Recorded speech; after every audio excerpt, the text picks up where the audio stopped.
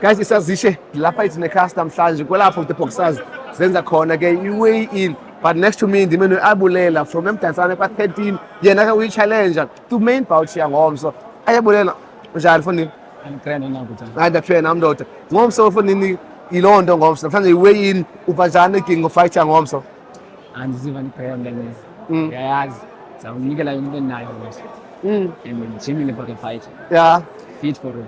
Yintoni unayo ucaba asaniselele magwaza mhlawumbe uza ngibeka phansi ngantoni? Uzayibona ukuba yintoni endinayo. Ne? Bonisa uba yintoni. Otherwise benjani zakho coming to i-fight yangomso? Benjani zakho preparations zakho? Zami preparations zami sebenzile kakhulu. Akho nto ne-weight ayinye, akho nto endiyisebenzisileyo. Yeah, ne? Akho nto ebenzile. So suka eMdantsane uze eGqeberha uzolanda ile nto ibelt eGqeberha. Loo nto uziva njani? Ziva ndi-right because kwayona ibelt ihleli yasemoli kakade. Yeah. Isela into yethu. Thatha ndiyibuyisela kwayo. Yeah. So uthini ke wakho umyalezo kwabantu abakujongileyo? Abantu abandijongileyo umyalezo wam umnye ngobana ndizawuza nowona mdlalo ngomso. And ndiyazazi uba ndizayenza le nto. Ndize ngozithemba, ndizazi ekutheni ndifake le challenge. For ngomso all the best ne guys isazishe iyazivela kwayabulela bana uthi hayi all the way eMdantsane uza apha eBhayi eGqeberha uzolithatha elakhe ibhande lakhe nguSekela Magwaza azishe. Guys isazishe as nisibonele bana just done now with i-challenger ayabulela uthi uzambetha kumdlalo kwangomso. Sanele umvile mfana nithini le ndoda ithi ngomso iyakubeka phansi. Yeah, sure, ngizile sisho. Uziva njani wena mfana ndibenjani your preparations ukuza kule fight? You know, imini champion naye kwenye ndibeka apha ndala khona. Kudala ngwasha amabox aseMonti. I've got 4 titles now. Only in this fight. Wonke limathela amathathe ngothathe eMonti yabo. Yena ngo-5 ngizomshaya waseMonti yabo. Very early round. Uyifele le yamuntu. Ubona nje kwawena ufile kwanguwe. Uze ngigqibezele nkomo. Yeah. Early rounds, nothing. Guys, that's very like boxers confidence and also Sanele your preparations man ukuza kule fight bize kanjani with the coaches at gym. Prepare kahle kakhulu bhuti since the day one sali contract and I always in the gym. Not kubana kungilwa cha. I always stay in the gym. So preparation is something like sparring, running for strength. Uzubona nawe ngifit ngiready. Something right, bro. Yeah, and I will show it tomorrow. Yeah. It's gonna be showcased on tomorrow. Obviously your message to Gqeberha ithini? I'm gonna be the second time Eastern Cape champion. Yeah. Ngitshela khona abasali baseGqeberha. And still Guys, silapha iNecast now ndime ukuthi banile yena ozakolwa i-main supporting bout whereby na 10 rounds. Yena is from eKarega, formerly known as Etinagha, Etinagha. Mangile, why you khethe uchallenge mfondini? Manje ama ngifuna ukukhatha. Kade ngiqhuba lo mdlalo. Kade ngilindile. Kudala nami ngilindele ithuba abantu ngibike champion. Now this is my time ukuba ndizibonakalise. Kubo wonke umuntu ozobe khona ozongisupporta wasekuhlaleni nabantu aba-casual from each emsebenzini. So ndayazi ukuthi namhlanje la kwalala wanvuka ngomso hayi kusala umuntu baba. And obviously uyayazi nawe in order ukuze uthathe libhandi ibinjani yakho preparations for kuya kule fight? Preparation, yeah, we did well and support ndifumane ejimini even experience ndifumane kumanager yami and-trainer. Ndiyabulela kakhulu ngo-build strategy sethu ne-game plan yethu sibe siyicacisa ngomso. Good luck. Thank you very much. Guys, isazishe I'm still man ubabalo from eMdantsane yena ulwa naye same supporting bout, main supporting bout yabona with uBandile. Uthi ngomso uyalidefenda futhi unjani? Akonjani. Ngiyaphila ngomso uthi uyadefend ibhandi lakho ndoda. Defend ibhandi lami. Bandile into endiyaziyo ngayo uyaphambili. Ndize nebhandi ngizambetha aphinde abuyele emsebenzini ngibuyele nebhandi lami eMonti kodwa ndingakwenza yenza naye ne-rounds zethu ndizamnika nje just uba abantu balapha bambone uba hayi shem ebejimile but round 3 round 4 siyaphela isitori asizofika ku-round 10. I swear. Yeah, so still round 3 kusibuthi you prepared well for your fight. Uzenjani in order for coming to the fight zangomso? The fight mina kudala ndiprepare since July. imane ijikwa but koko ma uhlele ejimini uhlele ekhempini andikaphumi thini namhlanje Yeah. yiyo loo nto ndisho ngesofana uba yena ngambetha abuyele emsebenzini yo-sign in or-out Eyokuxolaka. ayazi uba ayikho into emdibasa neboxing into yakhe yepen nobhala phantsi Yeah, umyalezo wakho uthi abantu basemdantsane uthini? abantu basemdantsane ndifuna bayazi uba ndize nebhani lam ndizaphinda ndibuye nalo ecala mawabeke ecaleni Good luck. bangabenalo icala. Good luck for those. Guys, it's Azishe Usulinga Gwabe. Uzizi. Today, guys, still up as makers. Next to me, I'm with the legend, Vuyani Pungu. Bra. Yes, sir. Ati bra. Yeah. Jana. I could support the Yeah, good to see you, bro. Good to see you, man. Today, silapha kuwe in. Yezindwana sazibethe yezindwana. So far, yamashani. No, uyahamba kakuhle kakhulu. Okokuqala mandibulele the opportunity endiyifumanayo ngoba khe ndithethe ndagqibela kudala ku-interviewer and everything. Yes. Uyabona? But I'm happy as well to be here eGqeberha, uyabo. Boxing. We are here going weigh in. Weigh in yabe kakuhle. Well organized, you know, so yilento ifunekayo kwi-boxing ukwenzela uba istandard se-boxing siphakame apha ekhayeni eSouth Africa. You just mentioned now boxing standard. Xa ujonga so far, obvious asikhomerishi amaxesha awafani. Uyibona njani ngoku? No, yazi sometimes funeka siyithethe inyani. Yeah. Ikhe ngathi iyehla kancinci, uyabona isandard sayo. Uyabona because because of izinto ibe senzeka kuyo, uyabona. But ke ngoku the beauty is that there are promoters that are coming in. The government as well is supporting, you know, all the promoters, you know, because boxing funeka ibe ku level le sishiye ikuyo. You understand? So the beauty is that there's fights because boxers can train in the gyms, but if there's no fight, then there's no boxing. You understand? So boxers, they are happy because they know that train ngoku because there's fights that are online for them. You understand? It ke ngokulonto leyo sikhona nathi as legends of boxing siyabukela, and we are happy when we see these young fighters, you know, are fighting because ekugqibeleni, you know, they are putting isonga etafuleni yabo kumakhaya abo. I mean, look, nathi kwendawo sikuzo senze so much for our families and we became breadwinners emakhaya, yabona. So nakubo ke you wish that ngenzeka lonto leyo because you know iboxing laphi isuka khona, you understand, and ke ngoku isithathe yasibeka kwendawo. So siyavuya ke ngoku ngalonto leyo that we see so many fights that are coming up. I mean, look, up until December, there's a lot of fights that are coming up, of which it's good for boxing. Before Mhlekazi, your message to the up and coming the boxers, the male and the females, ezikhulayo nezikhoyo currently, ungathini kuzo? I heard you saying what advice kubo, ungathini kubo basemakhaya? Mfowethu, ingangathi simple kandithethayo, but xa kufuneka yenzekile ayikho lula. You know, I said you must be disciplined. Yeah, especially laa nto kuthiwa yi-self-discipline. Ube discipline, so ungekho phambi kwe-trainers and managers. You understand, mfowethu?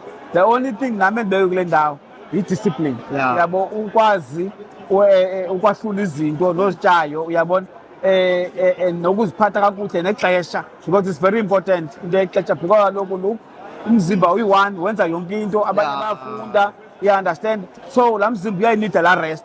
Yabo, laa mzimba uyayinida into yobana ungaxutywa notywala. Yabo, laa mzimba uyayinida into yobana ungaxutywa namacuba. You understand? So lilonke ke sithi ke ngoku ndithi mna ndiyi-legend yale country, former IBF 13 times tagging defenses.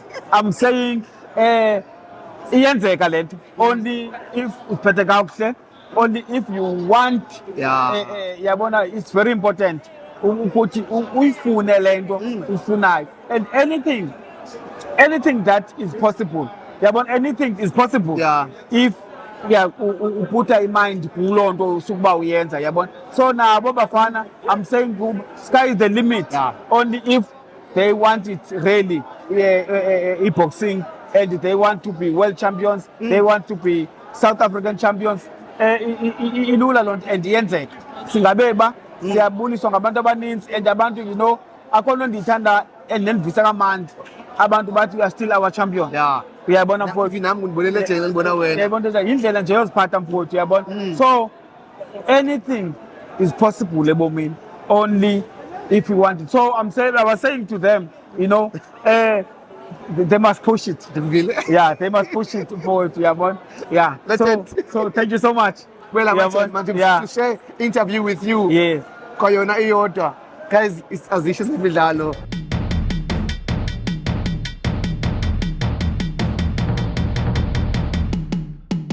Guys, it's Azishe. Sendimi ulinge uGcabe yabona.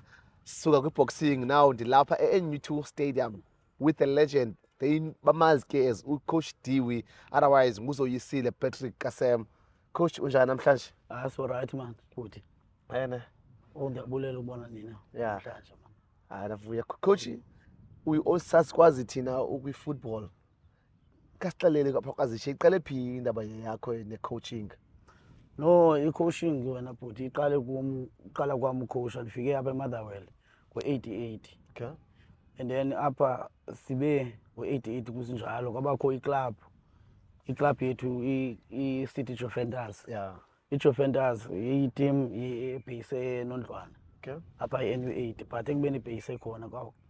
Yarejistashwa ke iMosa, iseyimosa ke ngoku. Yeah, back then, yeah. Yeah. Emveni koko ke kuye ekubeni i-Defenders sekiwe i-club yarejistarishwa yavunywa kimosa sadlala saba nee-games esizidlalayo i-friendlies ze-juniors. Kwabakho umthetho othi ebholeni kwimofa imofa ile yonke iclub e-registered kwimofa futhi ibe nee-juniors. Okay. Phana ke ngoku phaa iclub ndiqale phaa ucoach e-juniors. Oh, okay. Phaa ku-89. Yo, way back. Phaa ngo-89 kusenjalo siye sadlala under imosa. Yeah. Sadlala ke but iqala kwethu yonke le nto iqale kancinci because besino under 12. Okay. U-under 13, u-under 15, no-under 20, the first team. Sidlala kungekho nto sisponsor yiyo, sidlala nje kuba abantwana befuna udlala. Siye sadlala kunyaka olandela lowo.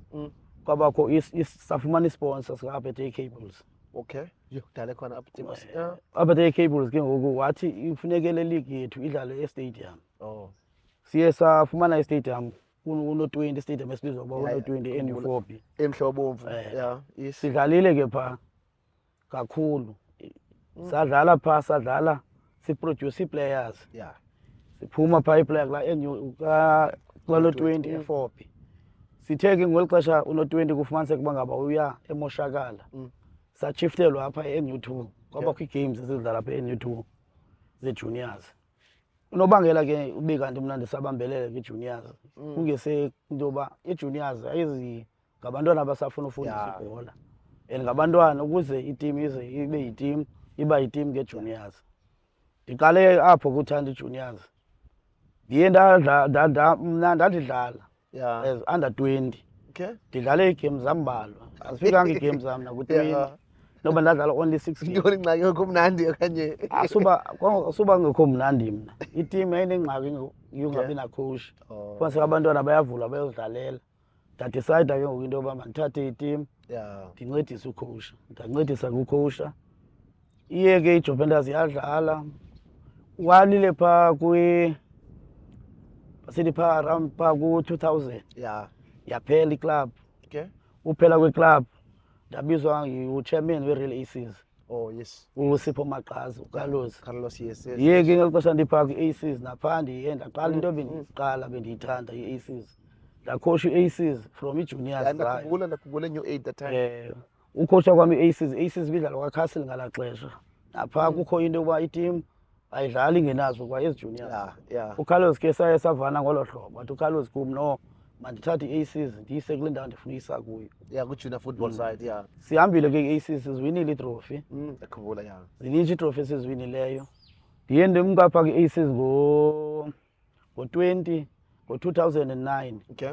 I-Aces iye yaphela ngo-2009. Kwabakho ingxaki. Laa ngxaki yabangela into yokuba ngaba ndihlale. Kodwa khandihlale esidala. Ndiye ndaphinda ke ndafumana ubizo kwi-Lion City le kaDr Piana. Yes. From ngo-2010. uzothi ga ngoku okendipha kwi-Lion City. Yeah. But ke eyona nto iye yandikhuthaza kakhulu ebholeni bendinocoach abebendikhuthaza. Okay. Nam ndingucoach but bendikhuthazwa nangabanye Yeah, oocoach. yeah, ibanjalo. For instance abantu abafana noWasa, Okay. Coach was Lukhanyo. uLukhanyo Wasa, nobhuti wayebizwa kuthiwa nguCaster. Cast, okay. uCaster but akasekho ngoku. uCaster wayekhosha i-Apatia Flamingo. Oh, apha yes, eDada. yes. Namona dada apha Cisco. ebhek Two-Field. Yes, ndibona. Ndaphinda ndakhuthazwa ngupresident weMofa uBrajay uChwama, Okay, full uJackson Mlinda wathi kum akufunekanga ii-juniors zife Yeah. sikhona. Uthathela ke ngalo mazwi bona bawathetha kum zandiphinde ndiyeke ucoach ii-juniors. Ii-juniors ke ndisazikhosha nangoku. Yeah, and you know, President, i-juniors udile with abazali because of udile nabantwana abana 9, 10, 11, 12 until 13. Ibaluleke kangakanani na ubuhlobo be-junior coach with abazali bezintwana, if I can say? Into kaloku ebalulekileyo emntaneni nomzali. Umzali ufuna umntana wena coach wakhe Yeah. waziwe endlini. Yeah. Ukuze naye akwazi ukwazi apho uhlala khona. Yeah. Kuba amaxesha ngoku akafani nawakuqala. Kuba umntana ngomthatha from endlini funeka umthatha uphinde uyombeka kule ndawo uyombeka ubumthathe kuyo. So abanye abazali ke bayayilandelela kakhulu into yabantwana. Yeah. Kuba ngelinye ixesha uyakwazi uhamba nabantwana ungakhange uripoti. Yeah. Uve kuthiwe bekukho umama beyekukwini ezofuna umntana wakhe. So kuba ke awena kusondeni njalo Yeah. ebazalini ube nonxibelelwano zaba nengxaki nabazali. Mna ke kandiyifumana into enjalo. Yeah. And guys, Azishe as coach nesixelela bana kubalekile that each and every coaching, but coaching is teaching as sikhula, that nophi na coach abazali you have to work hand in hand with abazali. Yeah, coach, currently football is a Motherwell ikhona, not only Motherwell wena ke you've been known, you have produced players ezininzi under Jana zakho, yobongani Sam Batachile currently Kenya Omayo under your hand. Onjongo. Oh, yeah, Njongo Mkiva. You can mention, yes. Ithini indlela yakho as boys ukuze uzimanage ngendlela right? No, idenzekayo. Umntana umthatha yayimncinci. Yeah. Ukuba uthi umqale from level under 11. Yes. Umzekelo ukhula naye. Ingqondo yakho nengqondo yomntana iyaniyavana niyahlangana. Yeah. Umntana ke uza kumamela akubone bangaba mhlawumbi ungu-right kule into okanye rongo. But if umntana naye ngumntana ufikelwa bobuntwana bakhe. Uba ke wena ke coach akwazi uyinyamezela loo nto uzaba nengxaki. Kweza ii-boys zange ndifumane nengxaki. Besikwazi uyodlala ii-tournaments osipho nzuzo. Siqale koomama babo size eklabhini siyoripota Yeah, I still remember the tournament in Sipho. You remember sihlala next to landikeNzondi. next to Izondi. Izondi primary school.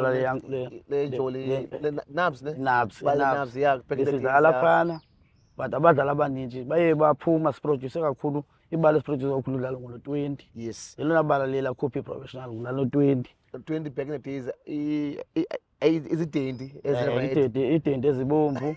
Saphinda kwakulo 20 kwabakho into ethi kubekho i-Champion of Champion engine. Yes. Sakwazi nathi uyophuma seyodlala i-engine sazi-champions e-engine. Yeah. Sisuka kulalo 20 sidlala siziboni. Xa ujukele currently i-level ye-junior football, not only upper eMotherwell or NNB, in the Eastern Cape, xa ujukele ngeyiphi mhlawumbe izinto ocingayo that we need basingakuzo singa-improve kuzo?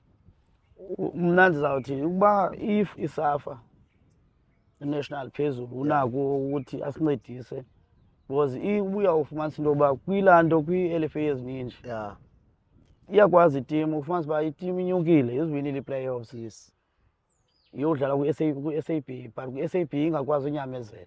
Junior football, enough feeder teams. Ayinafeta teams. And two, nesupport ayizifumani. Yeah. Sinto yoba ngaba mhlawumbi ufumanisa enye itimu ibethwana yi-travelling iyohamba iya kwezi ndawo. Ibe kulaa league kuye kwazanywa into yokuba makubekho u-under 23. Yes. Njengo-SAB. Edlale inkani. Funeka idlala njengo-SAB. SAB ubanikile i-chance u-under 21. Funeka khona, yes. So ufumanisa uba apha eMotherwell sibe netimu ngalaa xesha sino-20 more than mhlawumbi 10 ii-clubs nguCastle wodwa besidlala ii-games. Ndiyakhumbula nam those days. enyu-9 buqala igame kusasa kude kuyoba late or sibukele i-SAB sinetimu eziyi-10. But ayipho sivale your message man to the coaches, junior coaches ezikhulayo badawele ezwide wazakhele everywhere in the Eastern Cape, South Africa, what's your message about Laba?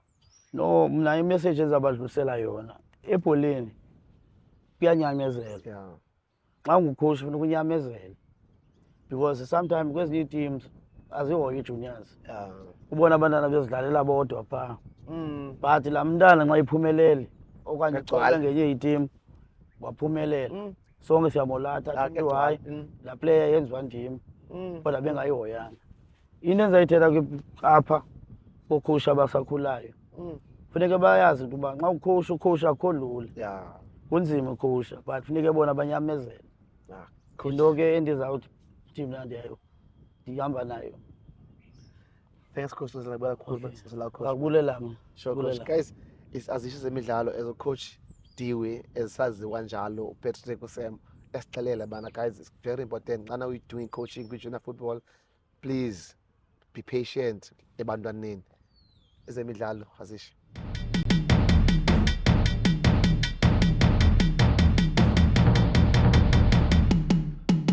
Guys, silike Gcwabisa Azishe bengigqibe now with the coach of Lion City, Coach Diwe, Patrick Usem, usixelela about life yakhe. But next to me now, I'm being joined by Ulwazi Mtengwana, one of the co-coaches zaka Coach Diwe. Brother, njani namhlanje? Saphila mabhuti man. Yana. Kuhle kunjani kuwe? Kuhle la komanda. Lwazi bra, under guidance ka Coach Diwe bra as a coach nawe, injani i-coaching yakhe? I-guidance kaTatizit kum ibaluleke kakhulu because ubingumuntu obenicoacha ndisadlala nokwami as umuntu odlala ibhola apha eMotherwell. Yes. So ngumuntu like endimqhelileyo kakhulu. Yabo. So i-guidance yakhe inhle mandiyibeke ngolo hlobo inhle kakhulu.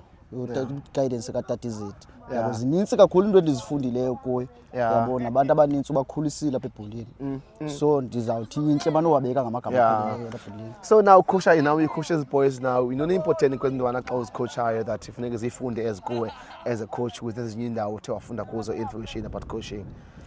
Into yona nto wena Bhudlinge endingatho xa ndithetha ngoba ucoacha iboys kokhulu indlela yokuziphatha. Indlela yokuziphatha iyona into ibalulekileyo. Yabona uba i-leader. Yabo because abantwana bazazi apho basuka khona kwenzele bazayazi apho baya khona. You think ngeyona nto like ibalulekileyo like ufuneka uemphasize kuyo xa ucoach young boys. Yabo ube ngumzekelo kuzo because awunaze uthi uyaqeqesha ube wena unganguye umzekelo like lo ufuneka ube iboys zibe. So I think into ezinjalo like izinto like kumele uyazicaphazela emphasize kakhulu kuzo otherwise no. Yeah.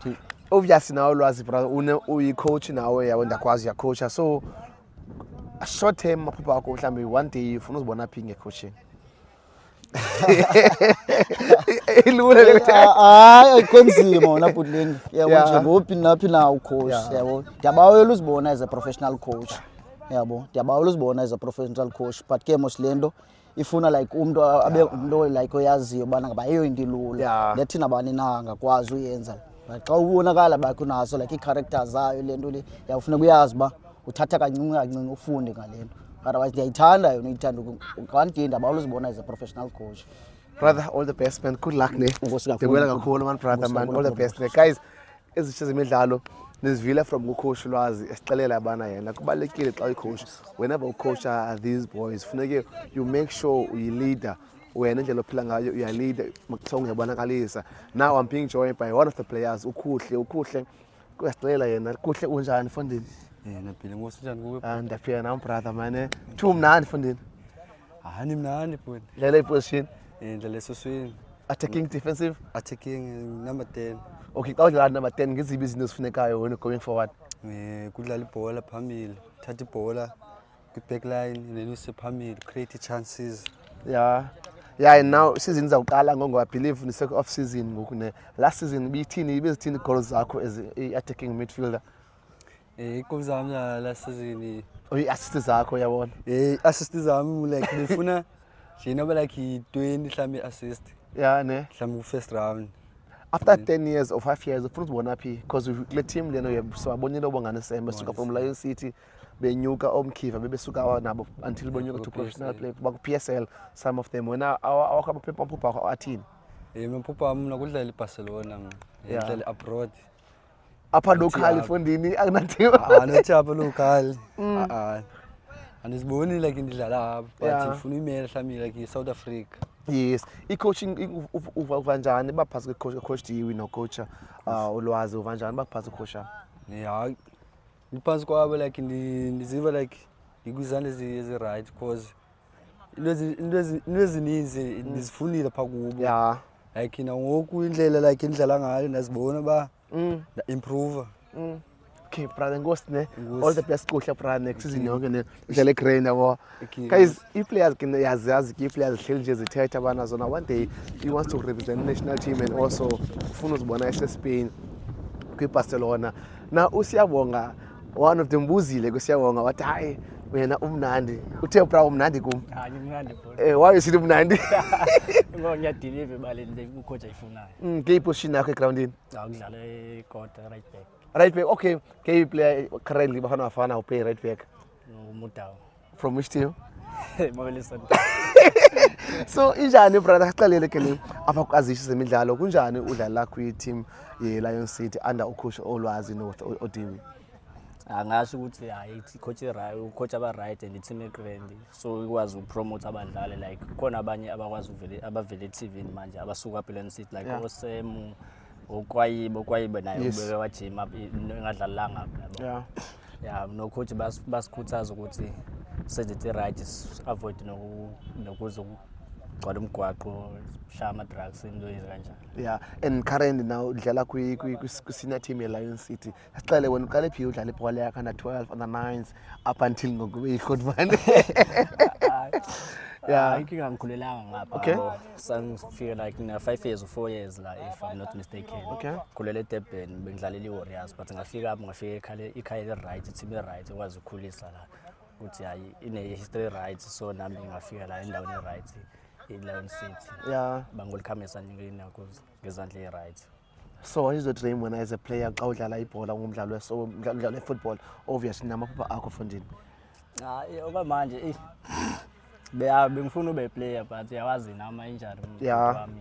Sithi ne injury edole yazi nayo injury edole into ebe serious bambezela i-career so manje ngiprefer ukuba ucoach but bengifuna ukudlalela iPirates kodwa ke isikhathi sobona ihambeni kwesikhathi ukuthi kwenzakalani but mara injani ngoku ayisekho right konye. It's not dog manager yethu dog so so the privilege to play under the chairman is the doctor by profession and then now ucho yena correct.